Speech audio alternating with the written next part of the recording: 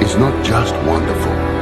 Indonesia is a wonderland. Kota baru dunia berbeda, berbeda bagaimanapun di Salangkara, bagaimanapun di Salangkara.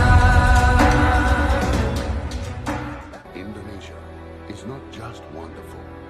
Indonesia is a wonderland. Kota baru dunia berbeda, berbeda bagaimanapun di Salangkara, bagaimanapun di Salangkara.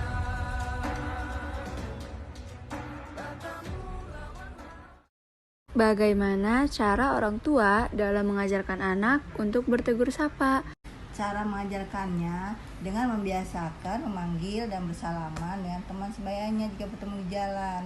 Ketika bertemu di suatu tempat, tidak sungkan untuk menyapa. Karena hal ini akan mempererat tali silaturahmi dan akan mengembangkan perkembangan sosial si anak. Halo Ajang, halo Bang Jaki. Ayo kita main. Yuk, ayo. Bagaimana cara orang tua menanamkan nilai kebudayaan dalam diri anak? Pertama, mengajarkan anak berbagai bahasa daerah. Yang kedua, ajak anak untuk mengunjungi pusat kebudayaan. Yang ketiga, membacakan cerita. Yang keempat, mengenali anak berbagai macam kue tradisional seperti dodol, dadar gulung, nasi uduk, dan lain-lain. Dan yang terakhir yaitu menanamkan nilai budaya pada anak dengan cara menonton video di YouTube misalnya. Karena mayoritas anak sudah mengenal gadget dan pengenalan budaya dapat dilakukan saat kita mengisi screen time pada anak. Ibu, saya ingin bertanya. Ya, silakan. Bagaimana cara ibu menanamkan nilai budaya pada diri anak? Caranya adalah mengajarkan anak untuk menghargai perbedaan atau toleransi terhadap keberagaman suku budaya yang ada di Indonesia. Oh, iya. Dengan cara gimana ibu ke anaknya? Biasanya saya mengajari mulai dari menghormati teman sebayanya, menolong temannya tanpa melihat suku dan budayanya.